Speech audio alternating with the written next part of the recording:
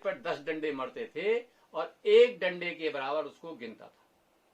बहुत बनता है तो राजा को मिलने वाला। इस तरह का रौब जमा जमा के जो है सुमन पर अत्याचार किए जाते थे।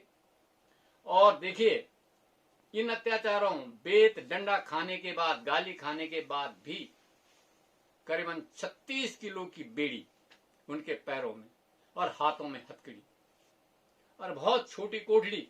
अब तो वो पानी में समा गया, डैम बन गया है, लेकिन जब वो जेल वहां पर थी तो छोटी सी कोठड़ी थी, बहुत छोटी। मैं समझता हूँ वो 4 बाई 4 या 4-5 फीट चौड़ी लंबी होगी। उसमें कोई खिड़की दरवाजा नहीं था, केवल दरवाजा था, खिड़की कुछ नहीं थी, रोशनदान कुछ। तो उसमें सुमन रहते थे उन बेड़ियों को पहन करके। और हर दिन जो है उनका ब्रेन वॉश किया जाता था कि तुम आंदोलन वापस लो, आंदोलन वापस लो। किंतु सुमन नहीं माने। उन्होंने जेल से ही जो है ये आंदोलन चलाया और इतना ज्यादा आंदोलन चला, इतना ज्यादा उनके अनुयायी हुए कि सारे देहरादून, टिहरी, गढ़वाल, ब्रिटिश में सारा जो है आंदोलन फैल गया, उनके अनुयायी बन गए। सुमन पर जेल में अत्याचार होते रहे। पहले उन्होंने जो है 21 दिन का अनशन किया, लेकिन जेलर नहीं माना। मोहन सिंह दरोगा ने बोला कि अगर मोहन सिंह दरोगा की जेल में रहना है तो समझौता करना पड़ेगा, माफी मांगनी पड़ेगी। श्रीदेव सुमन ने कहा कि यदि श्रीदेव सुमन को जिंदा रहना है तो माफी नहीं मांगनी है। सिलेंडर नहीं होंगे और नहीं हुए। और 84 दिन की भूख हड़ताल के बाद 24 जुलाई को उनकी स्थिति बहुत खराब हो गई और 25 जुलाई शाम को वो अपना शरीर जो है छोड़ गए। अब देखिए, सामंतशाही के जो अत्याचारों ने फिर भी नहीं माना। उसके बाद उनको उसी कंबल में जिसमें वो सोते थे उसी में लपेट करके, बोरी में बंद करके और सिपाहियों के साथ मोहन सिंह दरोगा के ऑर्डर से भिलंगना नदी में फेंक दिया गया। क्यों फेंक दिया गया? कि अगर इनका शरीर, इनका पार्थिव शरीर अगर गांव में जाएगा, इनके पास मिलेगा तो क्रांति ज्यादा भड़क सकती है। किंतु क्रांति की धरती है, सत्य जिसकी निष्ठा होती है, ईमानदारी जिसके अंदर होती है, काम करने की जुनून होती है, उसका जो लक्ष्य है कभी रुकता नहीं है, चाहे वो रहे न रहे। ऐसे श्रीदेव सुमन के साथ हुआ। और फिर 1947 को एक बहुत बड़ा प्रजा मंडल ने आंदोलन किया। 1948 में राजा को समझौता करना पड़ा और 1949 में जो है उसके बाद पूरी रियासत जो है भारत सरकार में विलय हो रही है। तो क्या हम आशा कर सकते हैं कि ऐसे समय पर कैसे लोग जो हैं, कैसे बच्चे जो हैं वो शिक्षा लेंगे?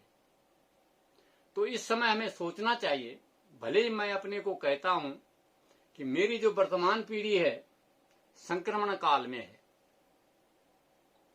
न मैं अपने बाप दादा का अनुसरण कर सकता हूं, उनके अनुसार चल सकता हूं, और न अपने बेटे नातियों के अनुसार ढल सकता हूं।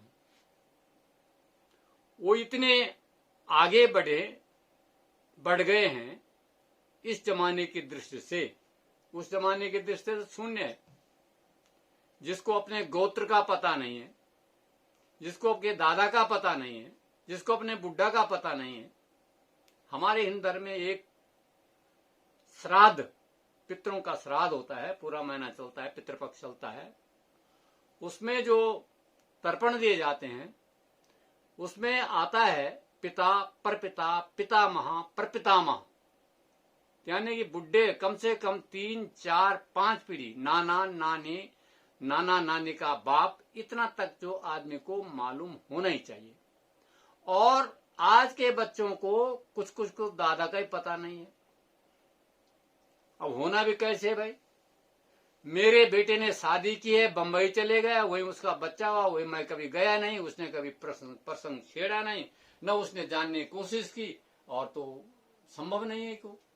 तो ऐसे समय पर जो आप प्रश्न छेड़ रहे हैं ये बहुत ही ऐसा नाजुक प्रश्न है कि इस पर जो है निश्चित रूप से कुछ न कुछ अभी मैं ये बात जो श्रीदेव सुमन की हम कर रहे थे, आपको बाबर हुमायूं की कहानी इतिहासों में है, क्या सुमन की है, क्या भगत सिंह की है, क्या सुभाष चंद्र बोस की है, क्या नागेंद्र सकलानी की है? किसी की कोई कहानी जो है पाठ्यक्रम में नहीं। और कम से कम सरकारी बेसिक स्कूल में जिनमें बच्चे ना के, वहां पर तो एक आध किताब में कुछ है भी थोड़ा सा परिचय किसी किसी का, लेकिन जो बड़े सभ्य और बहुत ही होनहार स्कूल माने जाते हैं, उनमें इस तरह की कोई शिक्षा का प्राविधान ही नहीं है। तो यदि उनमें पाठ्यक्रम ये रहे, ऐसे लोगों का, ऐसे क्रांतिकारियों का, ऐसे साहित्यकारों का, ऐसे समाज सेवकों का, तो निश्चित रूप से बच्चे उसको जानेंगे भी और आगे अनुसरण भी करेंगे। तो इस विषय में मैं आपसे यही कहूंगा कि हमें भी इसके लिए प्रयास करना चाहिए और मुख्य रूप से हमें सरकार को जो है सलाह देनी चाहिए। भले आज सरकार सलाह लायक नहीं है, क्योंकि आज की सरकार हम देख रहे हैं समस्याओं की चिट्ठी देने के बाद भी उसका जवाब नहीं आता था। हम 80 की दशक की बात करते हैं, इलाहाबाद उस समय हमारा एजुकेशन ऑफिस था, तो हम जो समस्या होती थी पोस्ट कार्ड पे उसका उत्तर हमको मिलता था। लेकिन आज रजिस्ट्री भी जो है वो पुराने बक्सों के नीचे दबाई जाती है। तो इस तरह का जो संक्रमण काल है, तो कई इसके कारण हैं कि ऐसा क्यों नहीं बढ़ रहा है। तो आपका जो सोच है, आपका जो विचार है अति उत्तम है। किस विचार को जो है आगे रखा जाना चाहिए और हमको भी प्रयास करना चाहिए, क्योंकि संक्रमण काल में तो हम हैं, लेकिन ये प्रयास भी जरूर करें कि हमारे जो आने वाली पीढ़ी है अपने पूर्वजों को, अपने बलिदानियों को, अपने समाज सुधारों को, अपने समाज में जिन्होंने अच्छे काम किए हैं उनको बिल्कुल न